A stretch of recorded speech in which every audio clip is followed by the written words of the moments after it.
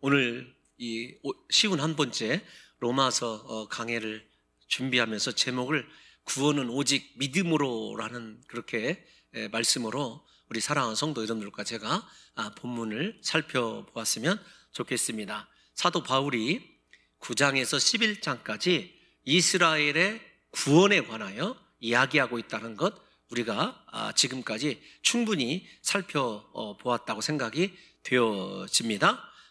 정확하게 얘기하면 왜 이방인들은 구원을 얻고 유대인들은 버림을 받았는가라고 하는 그 측면에서 그 가운데서도 하나님께서 믿음으로 살아가는 소수의 유대인들을 구원하실 것을 말씀하고 계시다라고 하는 것을 우리가 9장에서 이미 살펴보았습니다. 사도 바울이 볼 때 이스라엘은 하나님의 진리의 말씀과 상관없는 자기 열심에 사로잡혀 있던 사람이었습니다. 이스라엘의 열심은 오직 그들의 인간적인 의를 세우기 위한 것으로 그렇게 사도 바울이 이야기하고 있습니다. 그들은 율법을 지킴을 통하여 외적으로 드러나는 종교적 의의가 있으면 그것이 하나님의 의를 충족시킬 것이라고 오해했던 것입니다. 자기의 의와 하나님의 의를 동일시하는 우를 범하고 있어요. 그래서 지난 시간에 말씀드린 대로 그들은 하나님의 의조차 모르는 사람임에도 불구하고 자기들의 의가 하나님의 의와 동일할 것이다, 이렇게 생각하고 있었던 것입니다. 더 나아가 이스라엘은 온 힘을 다하여 자기의 의를 세우려고 하나님의 의에 복종하지 않았습니다. 하나님의 의가 중요한 것이 아니라 자기의 의가 중요하다라는 것을 사도 바울이 이스라엘의 잘못으로 그렇게 강력하게 지적한 것을 생각해 보십시오. 유대인들은 하나님의 은혜 없이 자신들의 힘으로 충분히 구원에 이를 수 있다고 생각한 것입니다. 그러나 하나님의 의가 무엇이었습니까? 예수 그리스도의 십자가 대속의 은혜가 하나님의 의죠. 하나님의 의인 예수님의 십자가 은혜는 오직 그리스도 예수를 믿음으로만 주어지는 것입니다. 오늘 또 이것에 대해서 사도 바울이 우리에게 좀 더 다양하게 그리고 아주 세밀하게 설명해 주고 있습니다. 무엇보다도 우리가 예수 그리스도를 믿는 것, 이것조차 하나님의 은혜의 선물이다라고 하는 것이 사도 바울의 강력한 논지이죠. 인간의 의나 노력과는 아무런 상관이 없이 하나님의 절대적인 선택적 주권의 은혜 아래서만 이 믿음과 구원이 주어지는 것이다 라는 것이 사도 바울이 지금까지 9장에서 우리에게 들려준 말씀이에요. 그러므로 하나님의 은혜는 여러분 이 헬라인이나 유대인이나 민족을 초월해서 주어지게 됩니다. 계층도 초월하게 되고 사상도 초월하게 되죠. 오직 예수 그리스도를 믿는 믿음으로만 구원이 얻어지기 때문에 그렇습니다. 구원은 예수 그리스도를 믿는 자라고 한다면 누구에게나 주어지는 하나님의 은혜입니다. 사도 바울은 오늘 본문에서 믿음으로 얻어지는 이 은혜의 구원을 다시금 자세하게 설명해 주고 있습니다. 우리가 먼저 하나 난관을 극복하고 넘어가야 되는데 5절 말씀입니다. 바로 5절 말씀을 다 같이 한 번만 읽어볼까요? 시작. 모세가 기록하되 율법으로 말미암는 의를 행하는 사람은 그 의로 살리라 하였거니와, 분명히 율법을 행하는 사람은 그 의 때문에 산다고 모세가 얘기해 놨어요. 이 말씀이 어디에 나와 있는 말씀이냐면 레위기 18장 5절에 있는 말씀입니다. 레위기 18장 5절인데 아마도 제가 이렇게 잘못 적어드린 것 같아요. 제가 한번 읽어드리도록 하겠습니다. 너희는 나의 규례와 법도를 지키라. 사람이 이를 행하면 그 의로 인하여 살리라. 나는 여호와니라. 이 말씀대로 이 말씀 좀 띄워져 있는데요. 율법을 행하면 의에 이르고 의에 이르게 되는 것이 사실입니다. 율법은 선한 거예요. 그러나 인간의 타락한 본성은 절대로 율법을 지킬 수 없고 결과적으로 의에 이를 수 없다는 것이 문제입니다. 그러면 저와 여러분들이 한 가지 의문이 떠올라야 돼요. 그렇다고 한다면 애초부터 율법을 지키는 것이 불가능한 이스라엘 백성들에게 하나님께서 왜 율법을 행하도록 하셨고 그걸 행하면 의를 얻고 살겠다고 말씀하셨는가라고 하는 것이 이거 저와 여러분들이 당연스럽게 가지고 있는 의문이어야 됩니다. 여러분, 이렇게 하나님이 말씀하신 이유가 무엇일까요? 하나님의 모순일까요? 아닙니다. 진정으로 율법대로 살려고 몸부림치는 사람은 율법을 통하여 타락한 본성에 매여 있는 자신의 한계를 발견하게 됩니다. 우리가 잘 아는 대로 사도 바울이 이 문제를 다 로마서 3장에서 이야기해 놓고 있어요. 다시 거듭 말씀을 드리지만 여러분, 로마서 1장에서 8장은 9장에서 11장 이스라엘의 구원에 관하여 이야기하려고 사도 바울이 준비해 놓은 말씀이에요. 설명해 놓은 거니까 좀 시간이 가지만 로마서 3장 20절 말씀을 함께 봉독하도록 하겠습니다. 로마서 3장 20절입니다. 제가 읽어드리도록 하겠습니다. 그러므로 율법의 행위로 그의 앞에 의롭다 하심을 얻을 육체가 없나니 율법으로는 죄를 깨달음이니라. 율법으로 죄를 깨닫게 되어 있습니다. 율법을 지키면 의로 말미암아 살게 되는데 율법을 제대로 지켜가는 사람은 율법을 도저히 지킬 수 없다는 한계 상황을 발견하게 돼요. 그래서 누구를 찾게 되냐면 하나님 예수 그리스도를 찾게 되어 있는 것입니다. 그래서 율법을 제대로 지켜서 가보면 지난 시간에 말씀드린 대로 누구에게 도달하게 되어 있냐면 예수 그리스도에게 도달할 수 있어요. 제가 이 부분을 어떻게 하면 아주 이렇게 굉장히 논쟁이 심한 부분이거든요. 우리 성도 여러분들께 잘 설명할 수 있을까 생각하다가 이렇게 말씀드리고 싶었어요. 어떤 거냐면 여러분, 율법이 먼저 주어졌습니까? 성막이 먼저 주어졌습니까? 율법이 주어지고 난 이후에 성막, 성소가 주어졌거든요. 율법을 통해서 율법대로 살면 의를 얻는다고 쫓아가 봤는데 오히려 율법을 통해서 드러나는 것은 자기 자신의 죄악에 물든 한계만 드러나요. 그 한계를 해결할 수 있도록 주님이 예비해 놓으신 것이 무엇이냐면 성소예요. 성막입니다. 여러분, 그 성소가 예수 그리스도로 십자가 대속의 은혜를 상징한다는 건 우리가 다 잘 알고 있지 않습니까? 신약에서도 예수님께서 자기 자신을 성전된 몸이라고 주님이 직접 표현을 하셨어요. 그 성소에서 하는 일이 무엇이었죠? 죄를 속하는 속죄 제사를 드렸어요. 그 구약의 속죄 제사, 짐승을 잡아서 드리는 속죄 제사가 예수님의 십자가 구속의 은혜를 예표하는 그림자다. 이거 우리가 다 알고 있는 이야기 아닙니까? 그러니까 여러분, 하나님이 율법을 주신 이유는 그 율법을 지키는 의로 말미암아 우리가 살게 되는데 그 살게 되는 이유가 무엇이냐면 다른 것 아닙니다. 믿음 안에서 예수 그리스도를 영접하고 구원한 사람은 율법의 모든 요구를 예수님이 십자가에서 이루어 놓으셨기 때문에 예수님이 이루어 놓으신 그 율법을 우리가 그대로 믿음으로 전가받기 때문에 살게 되는 거예요. 부디 우리 사랑하는 성도 여러분들이 이 본문을 그렇게 이해하시고 하나님은 절대 모순이 아니라는 사실을 깨달으셔서 율법의 마침이신 예수 그리스도, 율법을 통한 의로 말미암아 살게 되는 것 다 율법의 핵심인 그리스도의 십자가 은혜를 깨닫게 되면 우리가 살게 되는 줄로 믿습니다. 여러분, 갈라디아서에 있는 말씀 지난 시간에 말씀드렸죠. 율법은 이스라엘을 예수 그리스도께 인도하는 초등 선생이다. 거기까지 말씀을 드렸어요. 그러함에도 불구하고 이스라엘이 예수님을 율법을 통하여 만나지 못한 이유는 진정한 율법의 의도를 버리고 율법을 자기 의를 세우는 도구로 전락시켰기 때문에 그렇다는 것입니다. 자기 의를 세우기 위하여 율법을 행하는 것으로는 절대로 구원에 이르지 못합니다. 사람의 힘으로는요, 도대체 율법의 요구를 도달할 수 없다는 것이 6절, 7절에 있는 말씀이에요. 먼저 6절 말씀을 다시 한번 읽어볼까요? 시작. 믿음으로 말미암는 의는 이같이 말하되 내 마음에 누가 하늘에 올라가겠느냐 하지 말라 하니 올라가겠느냐 함은 그리스도를 모셔내리려는 것이요. 여러분, 살아있는 사람이 어떻게 하늘에 올라갑니까? 물론 올라간 사람이 있어요. 우리가 잘 아는 대로 에녹이 그랬고 엘리야가 그랬습니다. 그런데 하늘에 올라간다, 지금 율법 아래에서 살아가는 백성이 그거 불가능한 거예요. 그리스도 예수를 어떻게 모셔내릴 수 있겠느냐는 거죠. 그런데 그렇게 역설로 말씀드리면 하늘로 올라가고 그리스도 예수를 모셔내리지 않아도 우리에게 하늘에 있는 은혜를 허락하여 주시는 것이 있는데 그것이 무엇이냐면 믿음이에요. 그 사실을 사도 바울이 우리에게 이야기하고 있는 것입니다. 율법을 행함으로 얻어지는 자기의 의를 앞세운 이스라엘은 하나님 앞에 열심을 내었습니다.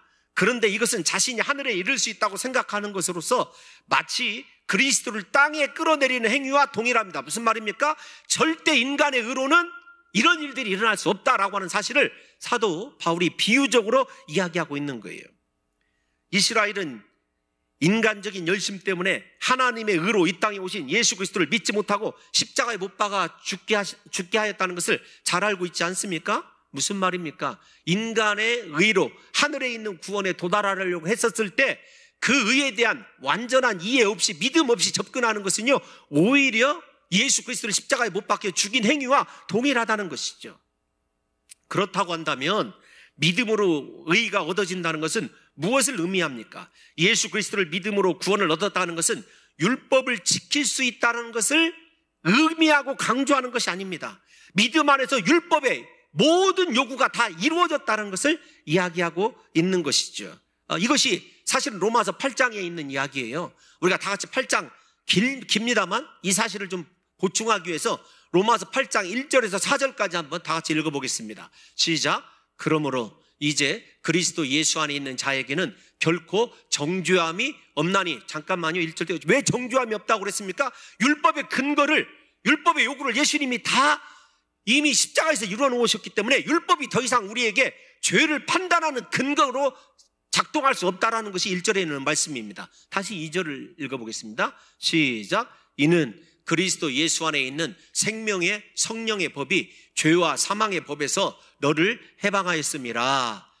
3절을 읽습니다. 율법이 육신으로 말미암아 연약하여 할 수 없는 그것을 하나님은 하십니다. 곧 죄로 말미암아 자기 아들을 죄 있는 육신의 모양으로 보내어 육신의 죄를 정하사. 4절이 중요해요. 육신을 따르지 않고 그 영을 따라 행하는 우리에게 율법의 요구가 이루어지게 하려 하심이라. 예수 안에 있는 사람에게는요, 율법의 요구가 이루어진 것입니다. 율법을 지킬 수 있는 능력이 아니에요. 물론 예수 그리스도 안에서 성령을 받고 살아가는 사람은요, 율법의 모든 요구를 이룰 수 있는 것이 사실입니다. 그러나 저와 여러분들이 여기에서 분명하게 확실하게 확인하고 넘어가야 할 것이 있는데, 그것이 어떤 것이냐 하면 우리가 예수 믿고 율법의 요구를 다 이루신 그리스도 안에서 살아간다 할지라도 율법이 얘기하는, 우리가 흔히 그때 얘기한 도덕법, 시민법, 의식법 이런 것이 중요한 건 아니지만, 여러분 하나님의 사랑, 그분의 완전한 예배자다운 삶을 나타내는 표지로 그것들을 우리가 지켜 행하는 거죠.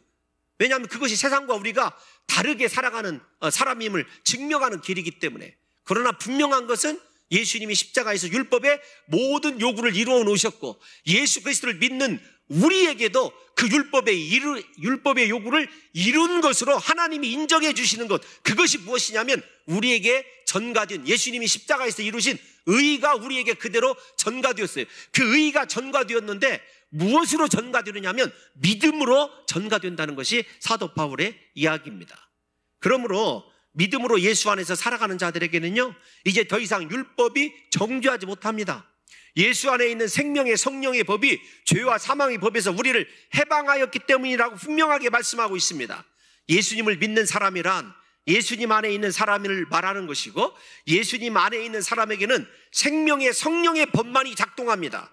생명의 성령이 작동하는 사람은 육신으로 연약하여 지킬 수 없는 그 율법의 모든 요구를 다 이루어 놓은 놀라운 은혜를 누리며 살아가게 되는 것입니다. 믿음으로 성령 안에서 살아가는 사람들에게는 예수님이 이미 모든 율법을 이루어 놓으셨기 때문에 죄와 사망의 법에서 자유한 자가 된 것입니다. 이것이 믿음의 능력이고 믿음의 위력이에요. 그런데 그 믿음을 하나님이 은혜로 우리에게 허락하여 주셨어요. 그 믿음으로 말미암아, 여러분 조금 더 과하게 해석을 하면 모든 율법을 우리가 이루어 놓으신, 요구를 이루어 놓으신 그 하나님의 초월적 은혜를 내 것으로, 하나님의 그 의를 내 것으로 누리면서 살아가게 되어 있는 거예요. 이게 믿음이 얼마나 우리에게 놀랍고 가장 귀한 하나님의 선물이라고 하는 것을 저와 여러분들이 다시금 생각해야 될 이유가 여기에 있는 거죠. 여러분 7절 말씀도 한번 읽어보겠습니다. 7절도 6절에 있는 말씀의 연장선상에 있는 말씀이에요. 함께 읽어보겠습니다. 혹은 누가 무적에게 내려가겠느냐 하지 말라 하니, 내려가겠느냐 함은 그리스도를 죽은 자 가운데서 모셔 올리려는 것이라. 누가 산 사람이, 다시 얘기하지만 무적행에 지옥에 누가 내려갈 수 있겠습니까? 여러분, 그곳에 내려가서 율법을 지키고 자기 의를 내세워서 나는 하나님의 의에 이를 수 있다고 생각하는 사람은요, 무저경에 내려가서 그리스도를 올려오려고 하는 것과 동일한 여러분 그런 행위를 하는 자라고 사도 바울이 일종의 비유적으로 그들을 어리석다고 책망하는 말씀입니다. 구원은 사람의 의나 노력으로 이루어질 수 없다는 말씀입니다. 구원은 하늘에 올라가서 그리스도 예수를 모셔와야 얻어지는 것도, 또 지옥에 내려가서 예수 그리스도를 땅으로 모셔와야 얻어지는 인간의 노력으로, 인간의 의로 얻어지는 것이 아닙니다. 예수 그리스도가 나의 죄를 위하여 십자가에 못 박혀 죽으셨다는 그 사실을 믿으면 구원은 우리의 것입니다. 그러니까 구원이 얼마나 하나님 은혜 쪽에서 생각하면 쉽냐고요. 여러분, 구약의 백성들이 그 율법을 가지고 고민하던 것을 생각해 보십시오. 결국은 율법에서 벗어나 자기들이 법령을 만들고 율례를 만들고 여러분 규례를 만들어서 온 노력을 다했지만 실패한 것 아닙니까? 그런데 우리에게는 실패하지 않도록 하나님께서 이방인인 우리에게 예수님의 십자가 구원의 그 사실을 말씀을 통해서, 이따가 믿는 말씀이라는 말이 나오거든요. 말씀을 통해서 우리에게 전해지게 하시고 그 말씀이 믿어지게 하시는 은혜를 통해서 우리가 하나님의 자녀가 되어서 이스라엘과 우리가 처지가 바뀐 것을 생각해 보라고요.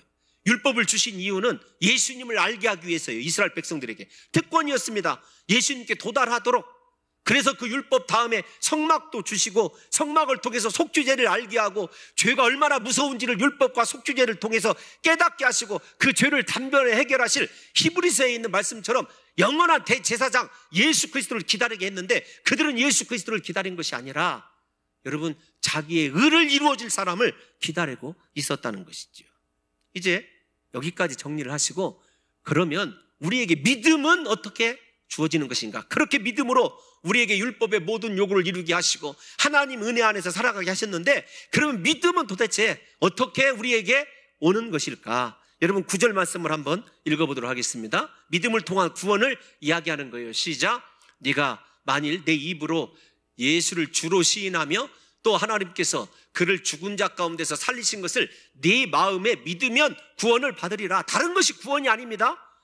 다시 얘기하지만 믿음이 뭐예요? 하나님께서 예수 그리스도를 죽은 자 가운데서 살리신 것, 예수님의 십자가 구속의 은혜가 믿어지면 여러분 우리는 구원받은 줄로 믿습니다. 공로로 구원받는 것 아니에요. 여러분, 인간적인 행위와 율법을 지킴으로 구원받는 것이 아니라 오직 믿음으로만 구원받을 수 있습니다. 인생은 율법을 지킬 수 없어요. 여러분 거기까지 충분히 이해가 되셨다면 우리가 붙들어야 될 것 무엇입니까? 믿음밖에 없는 거죠. 그런데 여러분 말씀을 조금 띄워놔 주시면, 조금 여기서는 로마의 압제 아래에 있는 교회에게 주어진 말씀이라는 것을 일단 여러분들이 생각하셔야 돼요. 가깝게 생각해 보면 내 입으로 예수를 주로 시인한다, 이 말은요, 로마 황제 밑에서 신앙생활하고 있는 사람들에게는 굉장히 공식적인 예수님이 나의 주이십니다 선포하는 것이 목숨을 내건 것과 동일한 신앙의 고백이라는 걸 아셔야 해요. 왜냐하면 제가 공관복음 여러분들에게 설명할 때 말씀드렸다시피 그 당시에 로마 황제는 신이었어요. 그래서 로마 황제 초상화와 뒤에 그려져 있는 우리가 잘 아는 이 드라크마나 데나리온, 그 로마 시대의 그 동전의 뒤에 보면 시저는 신의 아들이다 이렇게 쓰여져 있어요. 만약에 로마 황제가 신이 아니고 예수 그리스도가 신이다, 주다라고 고백을 하게 되면 우리가 잘 아는 대로 참수형에 잡히거나 참수형에 처해지거나 아니면 잡혀가가지고 콜로세움에서 짐승하고 그렇게 전투를 벌이다가 처참하게 죽어야 됐습니다. 그런데 그런 많은 공개 중에서 시인하라 이거죠. 예수 그리스도가 정말로 네 구주냐? 믿어지냐? 그러면 그렇게 목숨을 내걸고 예수 그리스도를 내 구주라고 시인할 수 있느냐예요. 제가 요즘에 생각하는 것이 이 바이러스 전염병뿐만 아니라 앞으로 더 심각하게 조금 더 나가서 유럽이 무너지게 되고 미국이 경제가 무너지게 되면 이거 경제 대공황이 오는 것 아닌가, 나름대로 염려를 하고 있어요. 너무 지나친 생각일지 모르지만 앞으로 이렇게 심각해지면 예수 믿는 사람들이 핍박당하게 되어 있어요. 항상.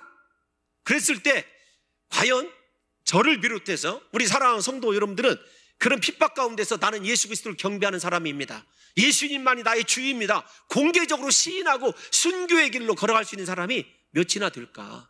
주를 시인한다라고 하는 말을 여러분들이 단순히 그냥 입으로 긍정적으로 예수는 나의 주이십니다, 예수님을 찬송합니다, 그런 얘기가 아니라 예수님은 나의 주입니다, 이 속에는 나의 목숨을 예수님과 바꾸시십니다, 그 고백이라는 것을 여러분들이 이해를 하셔야 된다는 것입니다. 예수 그리스도를 로마 황제가 아니라 예수 그리스도를 유일한 하나님으로 나는 믿습니다, 그 말이 주로 시인한다는 말이에요.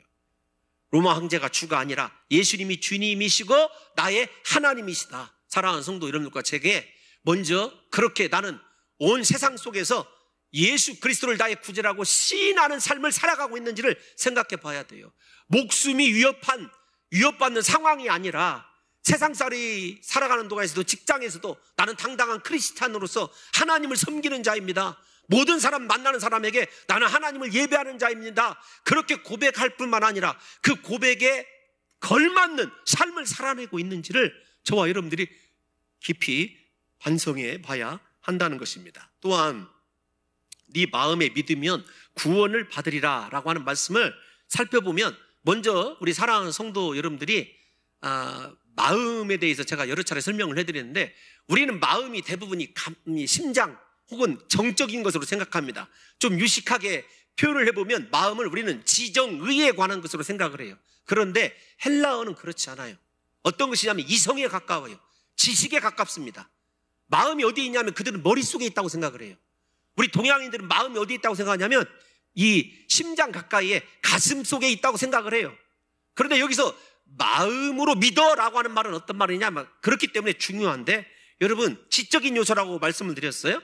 마음속에서부터 라는 말은 지적으로 완전히 이해하고 내 이성이 이해하고 그것을 온전히 수용하는 거예요. 그러니까 더 분명한 거죠.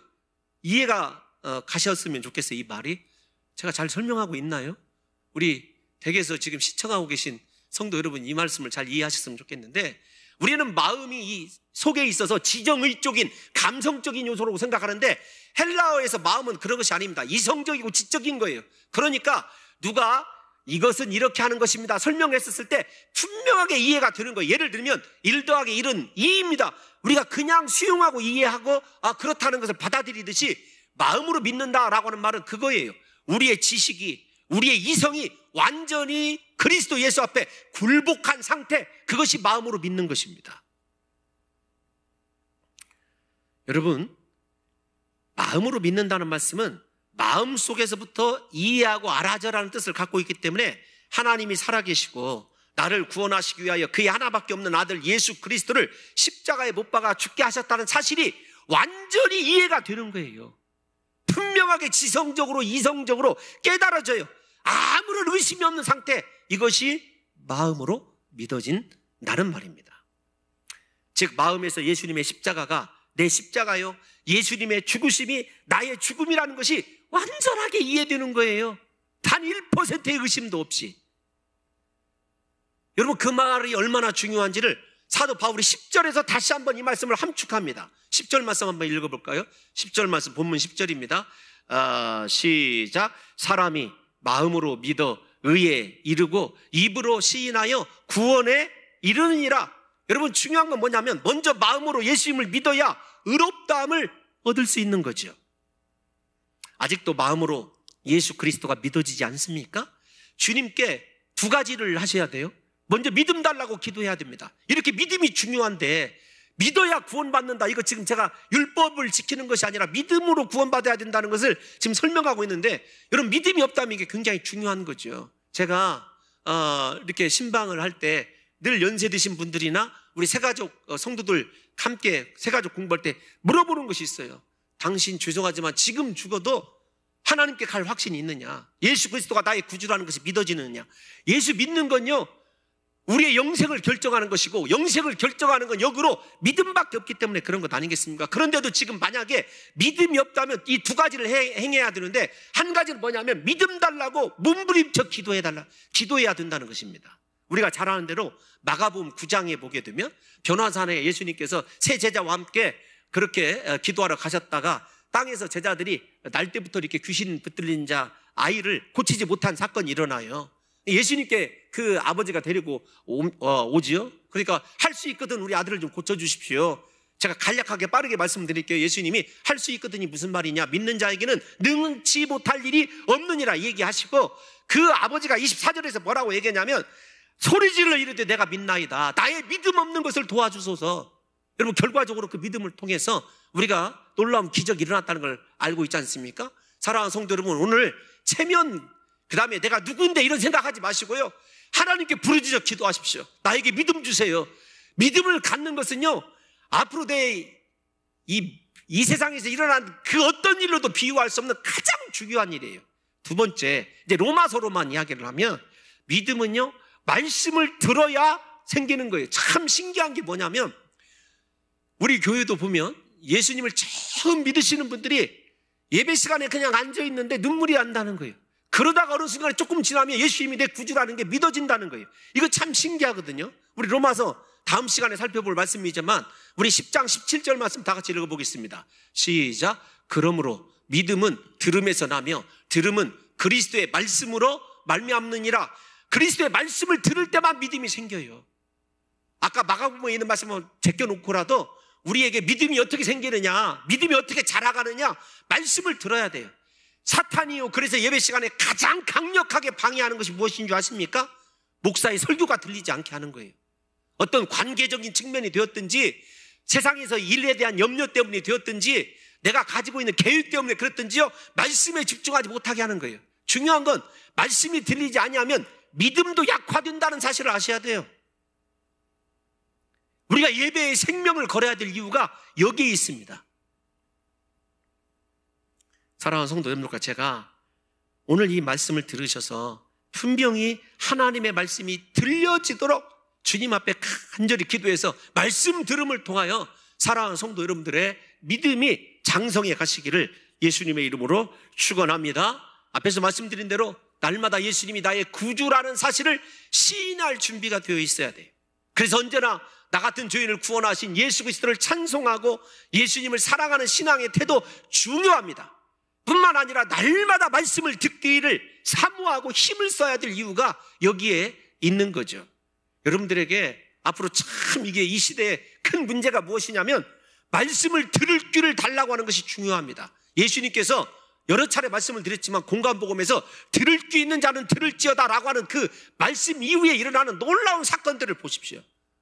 들을 귀가 있어서 말씀을 들으면 삶의 기적이 일어나고 하나님의 놀라운 은총이 일어나거든요. 무엇 때문에? 사실은 그 말씀을 들었는데 그 속에 무엇이 생겼기 때문에 믿음이 생기고, 주님은 그 안에 있는 믿음을 보시고 선포하셨고 그대로 이루어진다는 것을 저와 여러분들이 아셔야 돼요.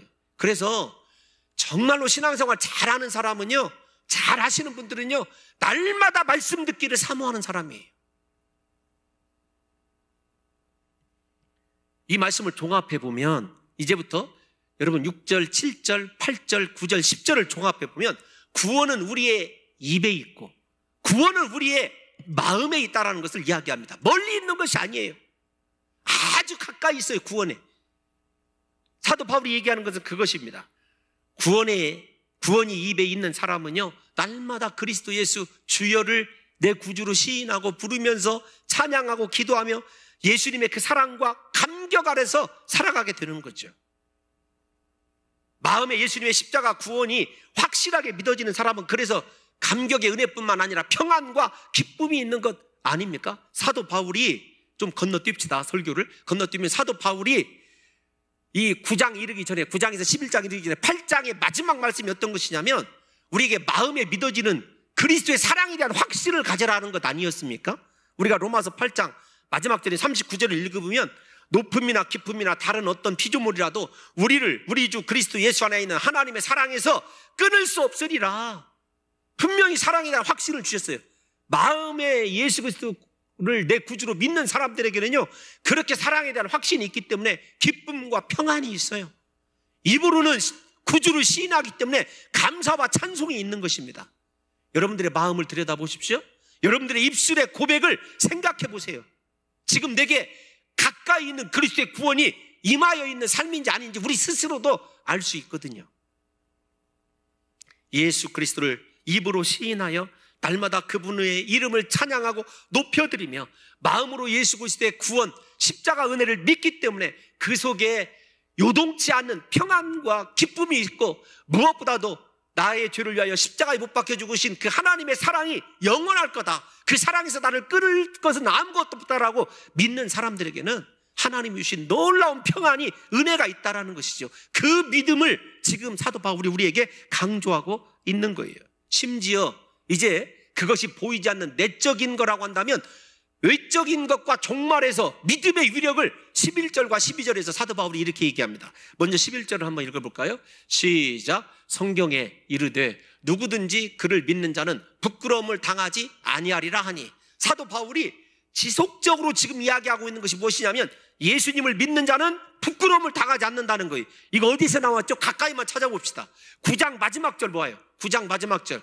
우리가 9장 마지막 절이 몇 절이냐면 33절인데 읽어봅시다. 시작. 기록된 바 보라 내가 걸림돌과 거치는 바위를 시온에 두노니 그를 믿는 자는 부끄러움을 당하지 아니하리라 함과 같으니라. 예수님 믿는 사람은요 부끄러움을 당하지 않는 것입니다. 그런데 이 부끄러움을 당하지 않는다는 말이 심판의 성격, 종말의 성격이라고 여러분들에게 그때도 말씀을 드렸어요. 언제나 종말적입니다.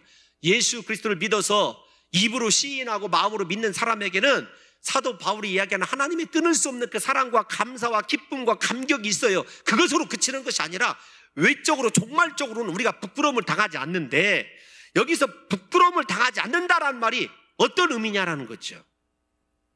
여러분, 우리는 부끄러움 그러면 무언가 실수를 했었을 때, 사람 앞에서 무언가 잘못했을 때 느끼는 것을 부끄러움이라고 얘기하죠. 그것도 부끄러움이에요. 그런데 성경에서 얘기하는 부끄러움은 그것이 아닙니다. 신분의 바뀜 혹은 자리의 바뀜이라고 얘기할 수 있어요. 제가 마태복음에 있는 말씀으로 설명해 드릴게요. 예수님께서 뭐라고 말씀하시냐면 이 종말에 관한 이야기를 할 때 마태복음 8장 11절에서 12절 한번 읽어보겠습니다. 시작. 또 너희에게 이르노니 동서로부터 많은 사람이 이르러 아브라함과 이삭과 야곱과 함께 천국에 앉으려니와 그 나라에 본 자손들은 밭갓 어두운 데 쫓겨나 거기서 울며 이를 갈게 되리라. 이것이 부끄러움이에요. 지금 사도 바울이 계속해서 얘기하는 것이, 9장에서 얘기하는 것이 마태복음 8장 11절 12절을 그렇게 길게 설명해 놨다고 해도 과언이 아니에요. 다시 말씀을 드리지만 로마서 9장에서 10장을 무엇으로 요약할 수 있습니까? 그러면 저는 마태복음 8장 11절에서 12절로 요약할 수 있다는 거예요. 본 자손들은 당연히 자기 것으로 알고 있는데 쫓겨난 거예요. 여러분 이거 한번 생각해 보십시다. 어떻게 생각하시냐면 이 시에서 시상식이 있어요. 시장님이 상을 준대요. 자기가 당연히 상 받을 사람이었어요, 지금까지. 그래서 당연히 상 받을 줄 알고 갔는데 자기 명단이 없는 거예요. 자기가 전혀 생각지 않은 사람은 올라가서 상 받고 높은 자리에 앉고 자기는 밖으로 나가라고 하고. 이거 한번 생각해 보십시오. 여러분 제가 설명을 지금 잘 못하고 있는 것인지 모르지만 그런 역전 현상이요 주님의 나라에 이를 때 분명히 있어요. 저 사람은 당연히 천국에서 상도 많고 엄청난 지위를 누릴 것 같은데 쫓겨나서 슬피 울며 어두운 데로, 바깥 어두운 데로 쫓겨나서 이를 갈며 우는 사람이 있는가 하면은 주여 나는 도저히 주님 앞에 설 수 없는 죄인이다라고 생각했던 그 사람은 높은 자리에 올라가서 그리스도 예수와 함께 앉아있는 그 장면을 생각해 보십시오. 제가 설교가 좀 길어집니다만 어느 교역자가 저한테 질문을 했어요. 목사님, 천국에서는 똑같은 것 아닐까요? 천국에 상급이 있을까요? 저는 천국에 상급이 있다고 믿어요. 제가 대답이, 저는 천국에서 분명히 상급이 있어요.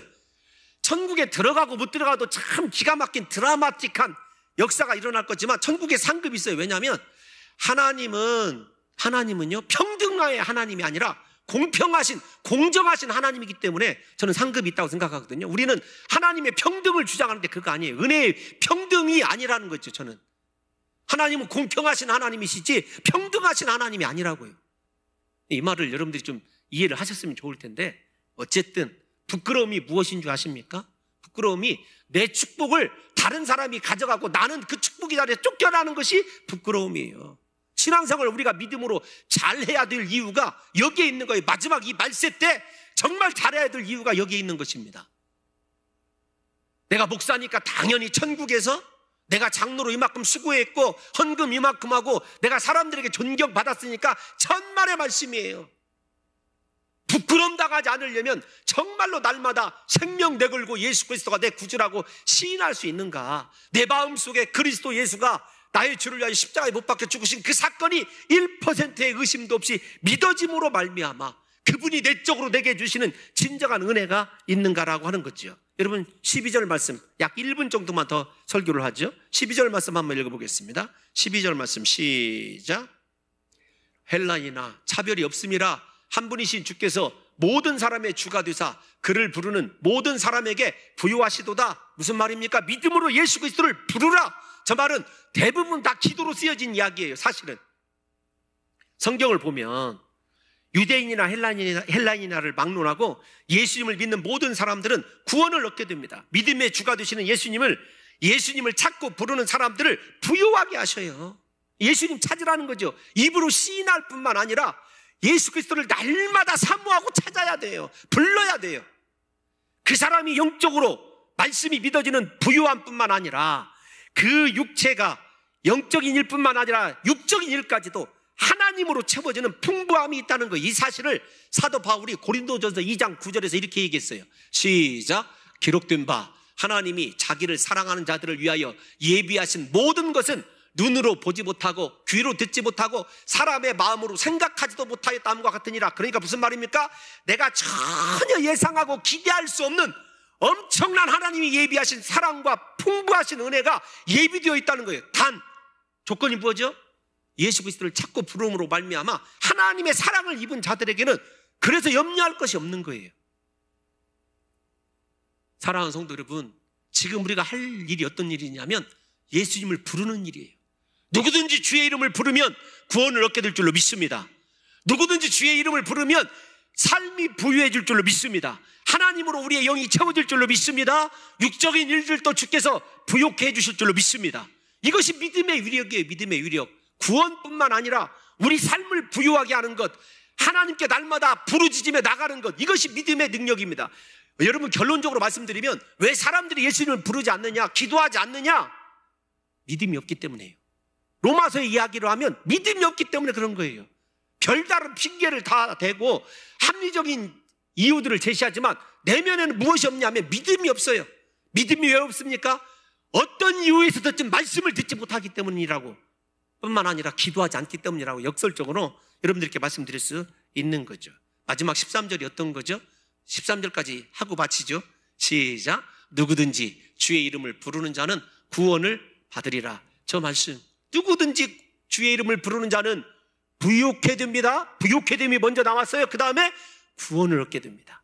제가 그거 여러분들에게 지금 거꾸로 다 선포한 말씀이에요. 근데 저 말씀이 사도 바울이 다 하나같이 구약에서 인용한 말씀이에요. 요엘서 2장 32절만 읽고 마칠게요. 시작.